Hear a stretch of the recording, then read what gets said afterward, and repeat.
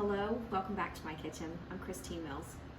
Today I want to show you how to make a very simple basic biscuit. It's going to take just 3 ingredients. We have 2 cups of self-rising flour. Now that has to be self-rising flour. I know I'll get a lot of comments saying, can I use all-purpose or can I use whole wheat?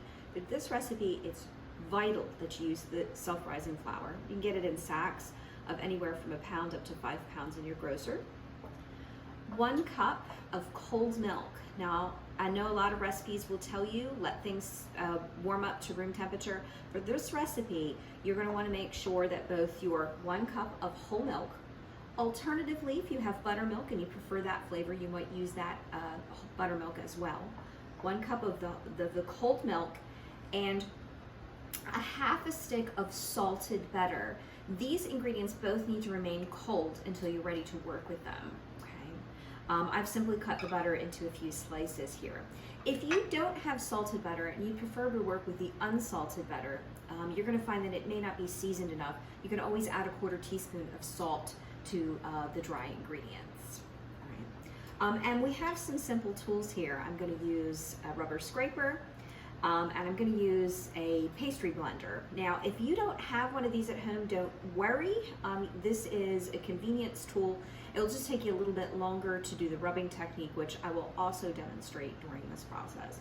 So all I'm going to do is take my 2 cups of self-rising flour. Now, self-rising flour is called self-rising flour if you're not aware because it has added ingredients to it. It has chemical leavening agents in it, baking powder, baking soda. So that is where it makes it easy for you to just use the 3 ingredients because you're going to have those leaveners already in your flour. That's why there's no substitution for this. To that, I'm going to add my chilled butter. And at this point, I'm going to use the cutting in technique. It gets its name simply because that's what the process is. You're cutting the solid fat, in this case, salted butter, into the dry ingredients, our self-rising flour. I'm going to use the pastry cutter to do this. You can see it's got these tines on it, and you can get one of these simply enough over at your local convenience shopping store such as Walmart, where they have both the ingredients and the tools. I believe I got this one from Pampered Chef, but they're all pretty much the same. And again, if you don't have this tool, I'm going to show you how we can prepare this biscuit recipe without it. So what I'm doing is I'm just pressing down and I'm rotating the bowl, and what's happening is those little tines are cutting the solid fat into the dry ingredients. All right? You say to yourself, oh goodness, I can't make those biscuits until I run out to the store and get a pastry cutter. Don't worry about that. What I'm going to do now is show you how you can use the rubbing technique. We didn't always have all of these wonderful gadgets that we have now in our kitchens, and some people just do it the old-fashioned way. So we would use the rubbing technique, which basically means you're going to rub the solid fat into the flour. And don't be concerned, I'm a messy chef. I always have been. And you're simply going to rub in those solid fat pieces into the dry until you get about the size of a kernel of corn or a piece of pea. So I have a little bit more to go here. And I'm gonna switch back over to the pastry blender simply in keeping with time. I wanna show you how fast you can have biscuits on your table. You don't have to buy the ones that come in the package. You don't have to run out to the store and get anything. You can simply do this in your own kitchen. All right, I'm going to stop short of getting all of that solid fat incorporated into the dry ingredients. And you'll say, well, but you've got to get it all incorporated or it won't come out right. Part of the reason why biscuits are as flaky as they are is because we've left solid pieces of fat in the mix. What happens is once the heat's applied in the oven, that butter melts, renders down, and it leaves those cavities that give us that flaky texture that we so love in biscuits. All right, at this point, I'm going to add my cold milk. Again, I'm using 1 cup of whole milk. You could use 1 cup of buttermilk or half of each, whatever your taste likes. Mix it in, okay? Now at this point, I have most people that I've ever taught them how to make biscuits, this is the point where they say, I did something wrong. Keep in mind that your mixture is going to be fairly wet at this time. In fact, I would almost compare it to cottage cheese. It's going to have a very creamy texture to it, but don't worry, it's all going to come together during the kneading process. So once you've brought it together, don't overmix it. We want tender biscuits. I've brought it together as much as I'm going to do, and now I'm going to turn it out onto my countertop, and I'm going to give it a few kneads before cutting. Alrighty, I've cleaned away some of my used cook pieces, and at this point I've gotten out what I need to finish the process here. So I need a little flour for dusting, so I'm setting that aside. You can use the self-rising or you can use all-purpose, whatever you have at that point for that. I actually have put some all-purpose in here. I have a biscuit cutter. I like about a 2-inch biscuit, 2 to 3-inch biscuit. It's really up to you. Do you like one the size of a saucer? Do you like little ones? Really the choice is yours. Keep in mind that depending on the size that you select will affect the length of baking time. And I also have a baking pan here that I've lined with parchment paper.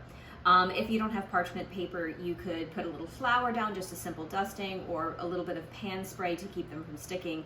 There's a lot of butter in these. They shouldn't stick, but just to be sure, you've done such hard work, you want them to come out beautifully. So we set this aside, and I'm going to turn out my mix onto my work surface, and I'm going to knead it a little bit. I'm putting down just a little bit of flour. It's going to help it from not sticking to the countertop, and it's just going to make it easier for me in the process. Remember that it's a little bit sticky, this dough. All right, let me get it all out of there. Don't panic. If it looks like cottage cheese, you are on the right track. Okay, you've done it right. Don't immediately say, oh no, I didn't put enough flour in. You've got it in there. You have what you need. All right, so I have my dough.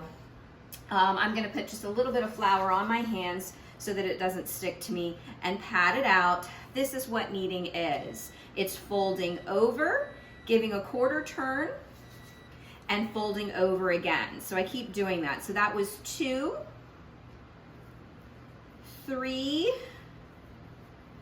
4, 5. At this point, you're going to start to see that the texture of the dough changes, and then it's picking up more elasticity because I'm developing that gluten. I don't want to overdo it. Biscuits should be tender and flaky. The more that I knead it, the tougher they'll be. So that was 5, 6, 7,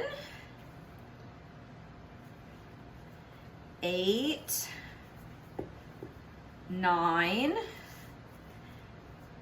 and 10. I usually do 10 just simply because I feel like that's always been enough to get some layers and some elasticity, but not overdoing it. Plus, when I have some scraps, I'm going to knead them back together a little bit so that I don't waste any, and that's going to further create elasticity in the dough.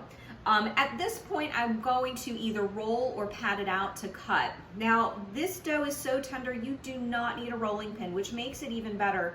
If you use the rubbing technique, you don't need the pastry blender. If you have good, strong palms of your hands, you can pat out the dough. You don't need a rolling pin here, so you can really do it old-fashioned. And in fact, if you don't have a biscuit cutter, get yourself a juice glass out of the cabinet, or an old tin can where you cut the both top and bottom off to use as a cutter. It doesn't have to be something fancy, right? So I'm gonna pat out. And just like with many things, there's kind of a rule of thumb with biscuits in terms of how thick to do them.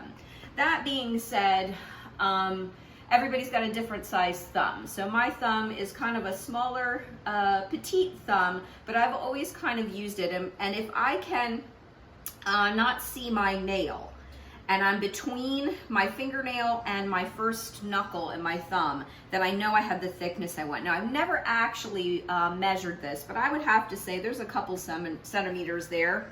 I don't want them either too tall or too shallow. Too shallow and you get a stingy, skimpy little biscuit. Too tall and it may be doughy inside from baking. You have to cook it too long. So I've just always kind of used my finger as a little gauge there, right? Here's another important part in the process. So I'm going to cut them.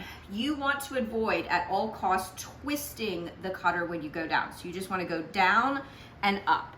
And the reason why you don't want to twist is because what it tends to do then is to press these sides together. It pinches them almost, and you get almost like little peaks in the center of your biscuit, and you don't want that. You don't want little hilltops. You want a nice, rustic, charming biscuit across the top. So be sure, down and up, down and up. If it sticks, that's okay. We go back to our flour and put a little bit in. That's where you're gonna see these sides. You wanna see those sides.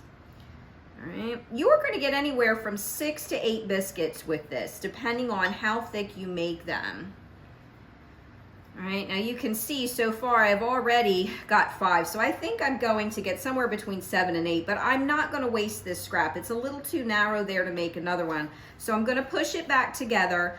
Don't feel the need to wad this back together and work it in. Press it gently together, right? Pat it in there. You're gonna see that it'll come right back. Give it 2 more good kneads. That was 1, and that's 2. And again, patting it out to the size you like. So that's 1, and that's another 1. We've got 7. And a lot of times I don't even waste any at all, but we're gonna have a little bit of scrap here today. Unless of course I wanna make what I call frequently the ugly biscuit. Why don't we go ahead and do that? I've got just this little bit here. I'm just gonna press that one back together. I always use that one as the one I sample. We wouldn't serve that. That's the ugly biscuit, right? So it looks like today I got 9 biscuits without any waste. I'm gonna put them onto my baking pan. Right now, there's a choice here. You can actually bake these guys touching. If you wanted to have a softer biscuit, that's how you would do it. I like a little bit more of a crispy texture on the outside of my biscuit, so I give them a little breathing room. Alternatively, if you don't have a baking pan like this, or you prefer your cast iron skillet, you can bake these biscuits off very easily in that pan as well. Now I did these plain. I'm just gonna stick that little ugly biscuit in the center there. I'm not gonna waste it. If you had wanted to put shredded cheese in this or herbs in this, you would have done that after you had worked in your solid fat and right before you put your dairy in. You could have put in shredded cheese, chopped parsley, chopped chives, whatever it is that you like into the biscuit at that time, okay? Now I've got them all set on their pan. They're ready to go. You can even see little tiny pieces of butter throughout that biscuit dough, and you want to see that. Remember, that's going to melt. That's going to create those flaky cavities. I'm going to put these in the oven at 425 degrees, and they're going to bake anywhere from 12 to 15 minutes, depending on how golden brown you personally like them. So I'll see you in just a moment. So it's been about 15 minutes and my biscuits are ready to come out of the oven. And I'm gonna take an optional step here. I've melted down 2 tablespoons of salted butter and I'm gonna brush the tops with it. You can see they have that characteristic golden brown around the edges, and don't be put off, that's my ugly biscuit. Remember, I wasn't gonna waste a bit of it. I'm just gonna daub the tops of the biscuit with a little bit of butter. Now, it's important if you wanna take this step that you do this right when the biscuits come out of the oven. And the reason why is it's really not gonna absorb it as well if the biscuits are cold, and you're gonna get kind of like a greasy presentation to the top of your biscuits, and nobody wants that. If you decide not to take this step, that's fine too. I just think that it makes it extra special good if you take this extra step. And then I also still put plenty of butter in the center of my biscuits, as well as the family's apple butter and jam and whatever else I like to enjoy. We just want to mention a few things before we wrap up today. One, if you decide you want to make biscuits in advance and then have fresh biscuits for dinner, you could freeze them at this point and then just do a thaw and serve later on.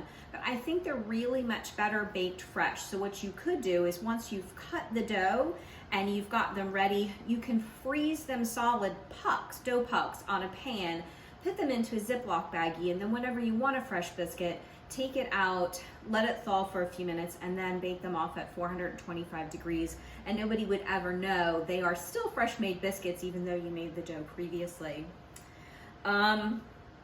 Alternatively as well, if you decide you're making a pot pie and you want to top a pot pie with biscuits, this is a great dough for that. I would go slightly thinner on the thickness when cutting, and I would use a smaller biscuit cutter just to make sure that they aren't in any way doughy and that baked completely through when you get ready to serve that. All right, everyone. So here you have it. Country style 3-ingredient simple biscuits from West Virginia. Thanks for joining me.